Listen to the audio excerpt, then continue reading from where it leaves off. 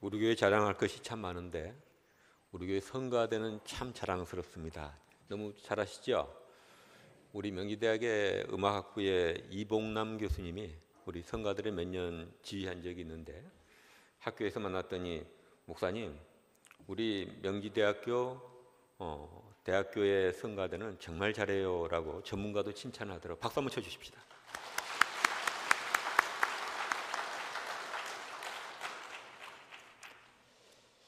부활의 은총이 여러분 모두와 또 가정과 기도에 함께 하시기를 바랍니다. 사람은 인생을 살아갈 때에 다 마음에 잊지 못할 그날의 기억을 가지고 살아갑니다. 어떤 사람은 자신이나 자식들이 원하던 대학에 합격했거나 또 직장에 합격했을 때 그날을 가슴에 품고 사는 사람도 있고, 어떤 사람은 어렵게 첫 집을 장만했을 때의 기억을 또 갖고 살아가는 사람도 있습니다. 또 예전에 첫사랑의 고백을 들었을 때 가슴 설레는 기억을 갖고 살아가는 사람도 있죠. 저는 오래전에 한 친구로부터 18년 만에 전화를 받았습니다. 크리스마스 이브였었는데 이 친구가 물어서 제 연락처를 찾았고 전화를 하게 됐다고 얘기를 해요. 그래서 반갑게 서로 인사를 나눈 다음에 웬일이니? 라고 했더니 너한테 꼭 이 얘기 하고 싶어서 전화했어 그러더라고요. 무슨 얘긴데? 그랬더니 내가 지금 인생이 이렇게 마음이 평화롭고 행복한 이유를 찾아봤더니 바로 예수 그리스도를 믿는 그 믿음 때문이더라는 것입니다. 그래서 내가 이 복음을 어떻게 알게 됐을까? 라고 어렸을 때를 더듬어 봤더니 재홍이 너가 나한테 전도해 줬잖아 그러더라고요. 제가 어려서 성령이 충만해서 제 별명이 열심당이었습니다. 친구들이 안 가도 저 혼자 매주 토요일이 되면 오후에 가서 전도를 했습니다. 제 친구들이 많아서 좀 어렸을 때 외향적이어서 친구들이 많았습니다. 그래서 집 옆에 작은 교회를 왔는데 학생회가 없었는데 일주일 만에 제가 한 40명을 모았어요. 그리고 그 중에 7명이 목사가 됐어요. 그러니까 놀랍죠. 그 친구의 잊을 수 없는 그날은 제게 전도 받는 날이었습니다. 신앙은 우리가 남에게 줄 수 있는 최고의 선물입니다. 제가 제일 잘한 일도 바로 예수 믿은 일입니다. 그러니까 자신 있게 예수를 전하고 여러분만 알지 마시고 전하는 여러분들 되시기를 바랍니다. 그래서 18년, 20년이 지나고 나서 어떤 친구로부터 그런 전화를 받는 저와 여러분 될 수 있기를 바랍니다. 어느 여름날 숲이 무거진 숲속에서 이 매미와 하루살이가 놀고 있었습니다. 해가 뉘엿뉘엿 지니까 하루살이가 수명이 다해서 숨이 가빠졌습니다. 근데 매미가 이렇게 얘기하는 거예요.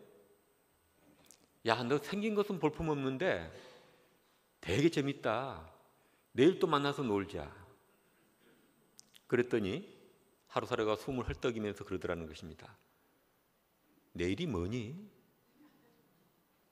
내일을 살아본 적이 없거든. 그래서 매미가 이제 해가 지고 자고 나면 오늘 같은 날이 오는데 그걸 내일이라 그래. 그 하루살이한테는 하루밖에 모르는데 내일이라는 새로운 세계가 있다라는 그 사실을 알게 된 그날이 그에게는 인생에 눈이 열리는 개안이 되는 놀라운 순간이었을 것입니다. 우리 인간에게도 그런 날이 있는 것이죠. 바울 사도는 오늘 본문 말씀에서 부활을 설명할 때 그렇게 얘기를 하는 거예요. 인류의 놀라운 그날, 잊을 수 없는 그날은 바로 예수 그리스도가 부활하신 날이다라는 것입니다. 왜 부활을 우리가 매년 지키는데 그렇게 중요합니까?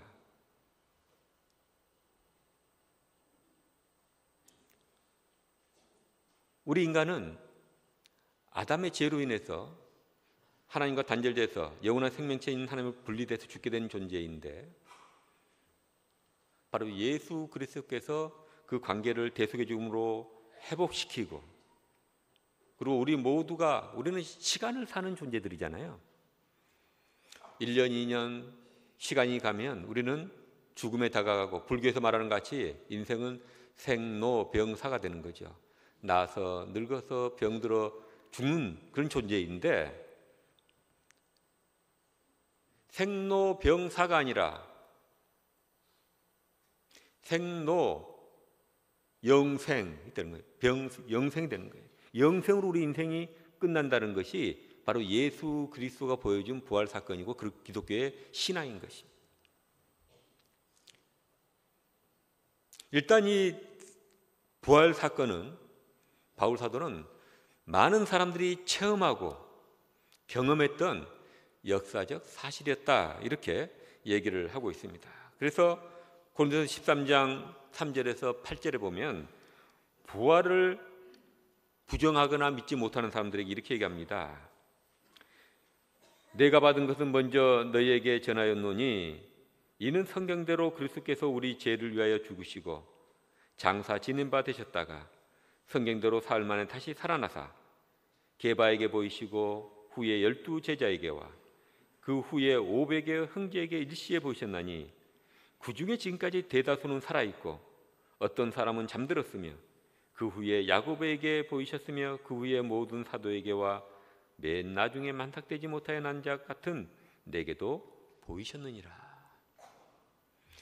예수님이 부활하셨는데 그의 수석 제자였던 게바, 베드로에게도 보이시고 12 제자에게 보이시고 500여 사람들에게 일시에 보이셨는데 그 500여 명 중에는 지금 너희들에게 이 편지를, 고린도에 이 편지를 쓰는 순간에도 그들의 대다수는 살아있다, 이렇게 얘기하는 것입니다.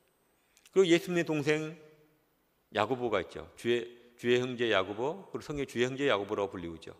예수님의 제자 세베대의 아들 야고보와 구분하기 위해서 이렇게 불렸고, 초대교회의 중요한 기둥같이 여기는 지도자가 되었습니다. 바로 이 주의 형제 야고보와 베드로와 요한이 초대교회에는 새 기둥 같은 존재들이었습니다. 그들에게 다 보이셨다는 거예요. 그리고 나도 부활하신 예수를 만났다, 이렇게 얘기합니다.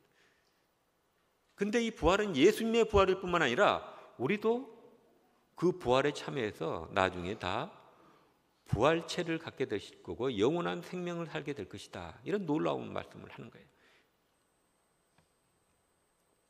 다시 앞서 잠깐 얘기했습니다마는 부활이 중요한 것은 죄로 인하여서 우리가 영원한 생명이 되시는 하나님과, 죄는 하나님과 우리 사이를 갈라놓죠. 왜냐하면 하나님은 거룩하신 분이고 완전한 존재이기 때문에, 죄와 함께할 수 없는 존재이기 때문에 죄는 하나님과 우리 사이를 분리해 놓는 것입니다. 아담과 하와가 범죄한 다음에 하나님께 나가지 못하잖아요. 하나님의 빛 가운데, 거룩하신 가운데 나가지 못하고 피하잖아요. 지옥을, 여러 가지 지옥에 대한 상식적인 얘기들이 나오는데, 사랑의 하나님이 우리를 갖다 지옥에 던지는 것이 아니라 우리가 죽었을 때 우리 스스로 거룩하지 못하기 때문에 거룩한 존재인 하나님 앞에 감히 나가지 못해서 어둠의 세계에, 지옥의 세계에 들어가는 게 바로 최후의 심판이 아닐까, 그렇게 저는 생각해 볼 때도 있습니다. 우리가 그냥 허드렛 일 하는 옷을 입고 있으면 어디 파티나 중요한 자리에 갈 때 못 들어가잖아요. 내가 깨끗하지 않으니까. 그와 같이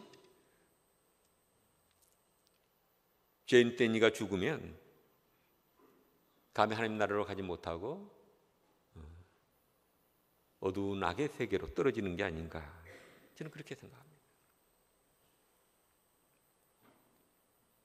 이건 신학적으로 여러 가지 얘기들이 있을 수 있지만 성경에서 정확히 자세하게 설명하지 않기 때문에 그런 상상을 해보는 것이죠. 죽을 수밖에 없는 존재가 가지가 나무 줄기에서 잘려지면 말라서 죽어버리듯이 생명이 공급되지 않으니까 죄로 인해 하나님과 단절이 되면 어둠이, 죽음이 우리를 지배하는 것입니다. 오늘 신앙생활하는 동안에도 여러분 하나님 앞에 잘못하고 우리 마음에 죄책감이 시달리면 어떻게 됩니까? 우리 마음에 하나님의 생명의 빛이 와서 생명의 기쁨이 오는 게 아니고 생명이 작용하는 게 아니고 어두운 악의 그늘이, 죽음의 그늘이 우리에게 와서 마음이 무겁고 질식할 것 같고 평안이 사라지죠. 그때 예수 그리스도의 이름으로 우리가 기도하면 하나님의 생명의 기운이 우리를 지배하고 그리고 평안이 우리를 지배하는 것을 볼 수가 있습니다. 바로 예수 그리스도께서 우리 죄를 십자가에 대속하시고 그가 부활하심으로 우리가 주의 이름으로 회개할 때 용서를 받게 되고 영원한 생명을 갖는 존재가 됐으니 이 부활이 얼마나 중요하냐는 것입니다.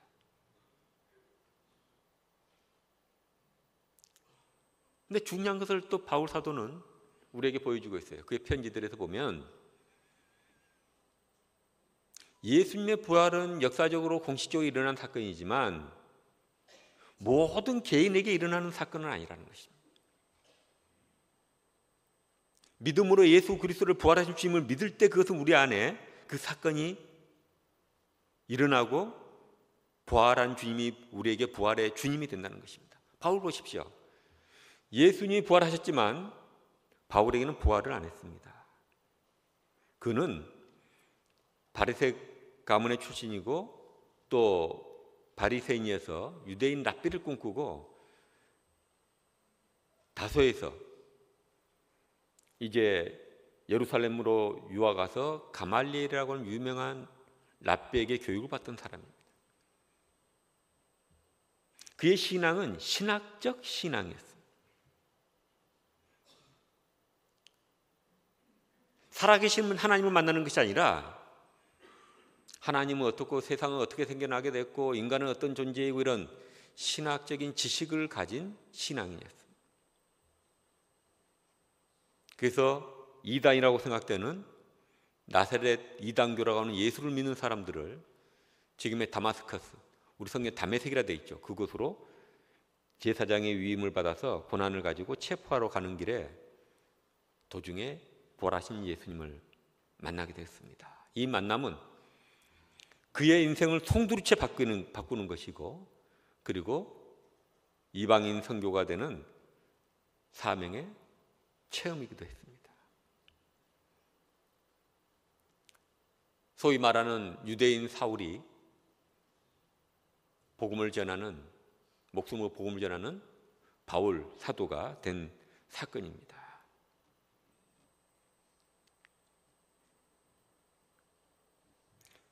바울 사도는 이 사건을 체험하고 나서 그렇게 고백합니다. 고린도후서 5장 17절에 그러즉 누구든지 그리스도 안에 있으면 새로운 피조물이라 이전 것은 지나갔으니 보라 새 것이 되었도다. 바울은 이제는 예수 그리스도와 내가 함께 죽고 내 안에 사는 것이 그리스도다 이렇게 얘기합니다. 부활한 주님을 체험한 사람의 특징은 뭐냐면 내 안에 내가 죽고 내 주장대로 사는 것이 아니라 내 안에 있는 하나님의 이끄심을 따라서 말씀을 따라서 사는 것. 삶의 지금까지 가치관이 완전히 전도돼서 이제는 하나님과 관련해서 가치관이 재구성되죠. 여러분이 어떤 문제들이 있을 때 또 다른 사람과 갈등에 빠졌을 때 기도하면서 주님, 이 문제에 주님께서 개입해 주시고 주님의 판단을 바랍니다. 내가 내 주장을 내려놓고 주님의 뜻을 따르겠습니다. 라고 기도하는 사람이라면 여러분은 하나님을 인격적으로 만난 사람이에요. 여전히 갈등 가운데에서 여러분의 주장을 붙잡고 하나님의 인도하심을 구하기보다 내 능력과 내 주장으로 해결하겠다 덤벼들면 우리는 그럴 때가 많죠. 그건 아직 주님을 인격적으로 만나지 못한 거라고 볼 수 있습니다. 때로는 화가 날 수 있죠. 그러나 나중에는 다시 믿음 안에 돌아와서 주님의 뜻을 구하는 것,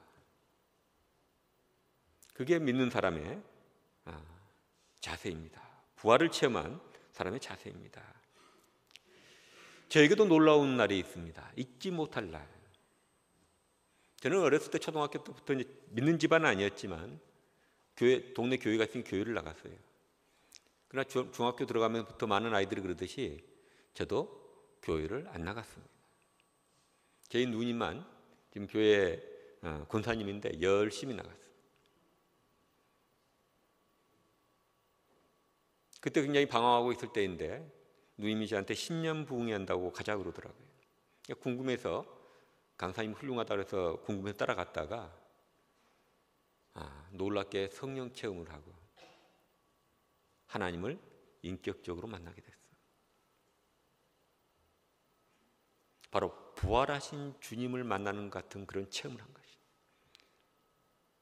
예수는 2000년 전에 죽은 자가 아니라 지금 살아계셔서 내게 역사하시는구나, 마치 하루살이가 내일을 발견한 같이 보이는 세상이 다라고 보면서 좌절하고 방황했던 나에게 내가 단순히 늙어서 죽는 존재가 아니라 영혼을 사는 존재구나, 하나님이 계시구나, 하나님의 세계가 계시구나, 정말 경천동지할 것 같은 그런 충격이 되게 왔습니다. 세계관이 완전히 바뀌고 제 가치의 우선순위가 완전히 바뀌고 우울했던 마음에 놀랍게 모든 어떤 기운이 다 사라지고 기쁨이 차오르는데 숨을 쉴 수가 없었어요. 오죽했으면 제가 우리 전사님한테, 전사님 찬송을 부르다가 너무 깊어서 제가 숨이 가빠요, 기도 좀 해주세요.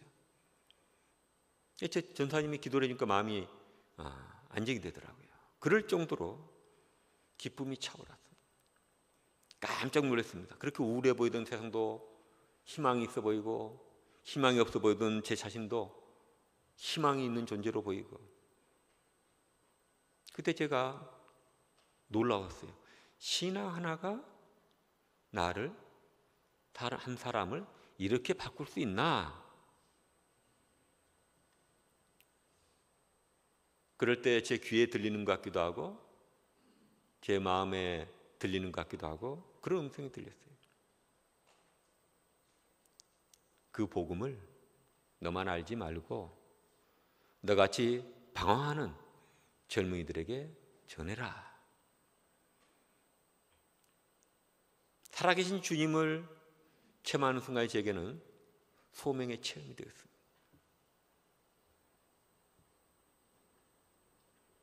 부름대로 살자. 그래서 제 카톡 대문글에 내면의 부름을 따라 이렇게 되어 있습니다. 하나님의 부르심을 받은 자리에 가 있자. 그 자리가 좋든 나쁘든 그 체험이 저의 인생을 이끌어가는 힘이 됐습니다. 제 인생관을 바꾸고 끌어가는 힘이 됐습니다. 대학생이 되고 저는 목사가 되려고 공부를 이제 열심히 하고 있는데 한 여대생을 만났습니다. 근데 서로 정이 들고 좋아해지게 되는 거예요. 근데 마음에 걱정이 생겼어요. 이 친구가 목사 되려는 나를 끝까지 따라올 수 있을까? 더 정들기 전에 분명히 해야 되겠다. 그래서 그 여학생한테 얘기했습니다. 나는 목사 될 건데 목사의 길이 어떤지 알고 나를 좋아하니? 목사는 나는 하나님이 부르시는 자리라 그러면 성공하기 위해서 사는 거 아니야. 사명을 따라 살기를 위해서 이 신학을 앞으로 하고 목사가 되려고 하는데 하나님 부르신 자라면 다 낙도 오지에도 가야 되는 사람이야. 근데 보통 사람들이 그렇듯이 또 너 주변에 같이 그 이제 집사람이 집 옆에 제 집 옆이 아니라 제 다니는 대학 옆에 여자 대학을 다녔는데 거기에 많은 학생들도 자기도 잘 되고 또 잘난 남성을 만나서 풍요롭고 행복하게 살 꿈들을 다 갖고 있을 텐데 나는 그런 삶을 살려고 한 사람이 아니다.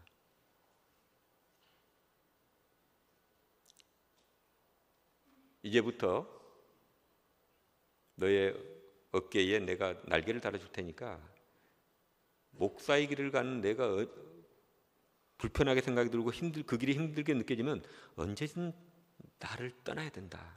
그게 나를 위한 것이고 너를 위한 것이다. 왜냐하면 너도 괴로울 것이고 그런 사람을 사랑해서 결혼하게 되면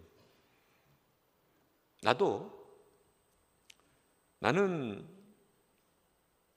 결혼은 안 할 수 있지만 이건 하나님의 명령이니까 목사의 길을 포기할 수는 없다. 그러니까 너가 떠나는 게 맞다.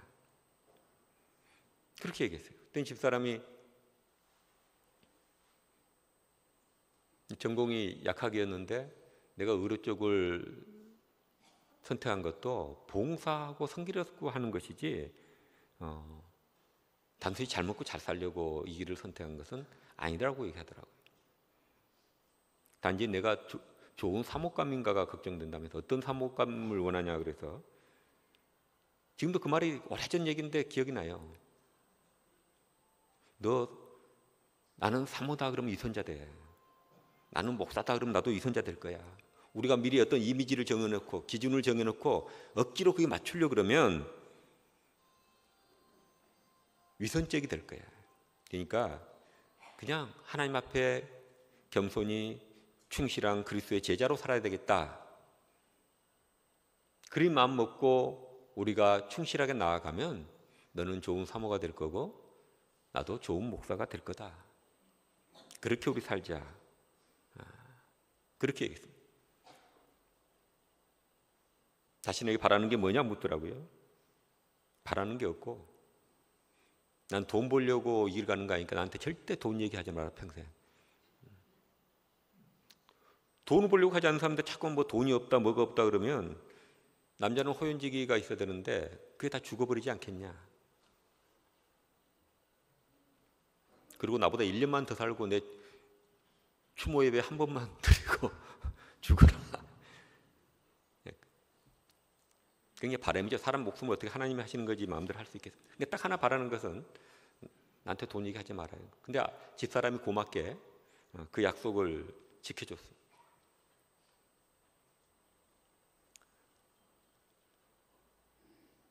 교수 월급이 많지도 않지만 적지도 않다. 그걸로 살고 내가 특강을 가거나 설교를 가거나 그러면 절대 그 강사료를 달라고 하지 마라.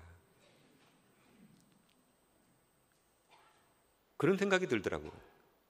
내가 어디 뭐 특강을 해도 신학적인 특강일 거고 또 설교를 가는데 집사람이 오면 강사료를 달라고 그러면 제가 설교하러 가고 특강 갈 때 제가 돈 벌러 간다 생각할 거 아니에요. 그럼 제가 사꾼 같은 느낌이 들 것 같더라고요. 그래서 저는 설교비나 어디 특강했을 때 집에 안 갖다 준 적이 없습니다. 그냥 주머니 넣어놓고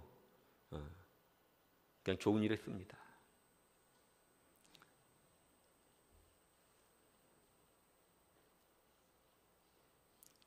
제 삶의 원칙이 이렇게 정해진 것은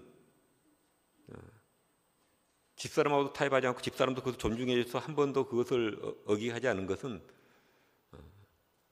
바로 그날 있었던 일 때문이에요. 바로 살아계신 주님을 만난 그 일 때문에.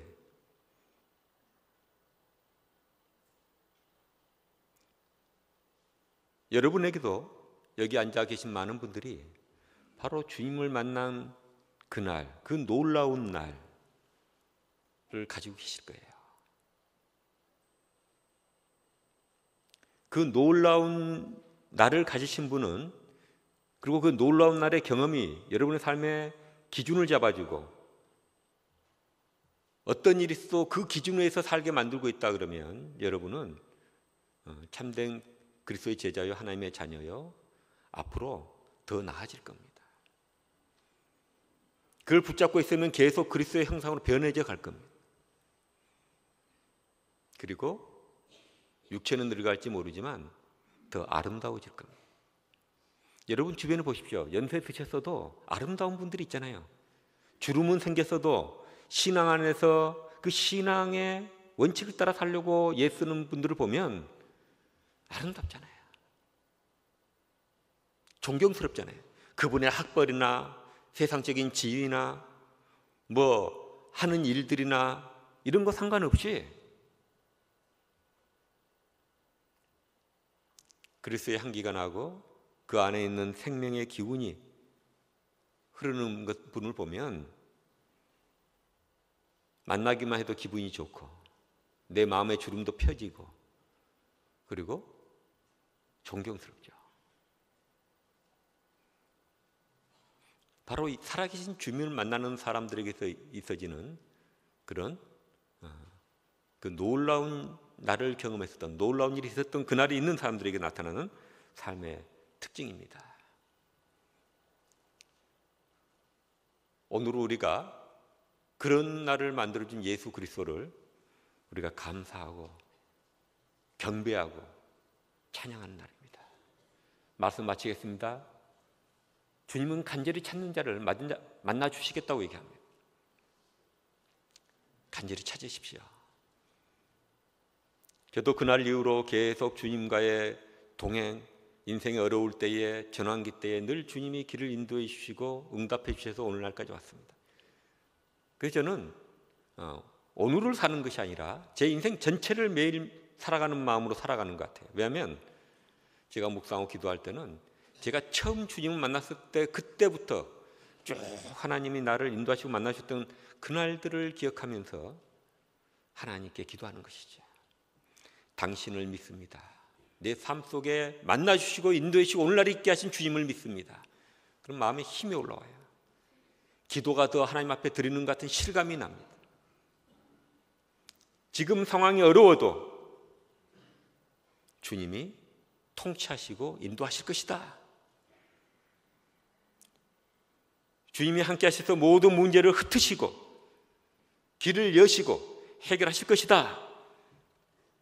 그런 믿음이 있는 거죠. 그래서 어려운 가운데 놓여도 마음의 평정을 유지할 수가 있는 것입니다. 그런 주님을 만나고 그런 믿음의 힘으로 여러분들이 승리의 삶을 사는 여러분 되시기를 바랍니다.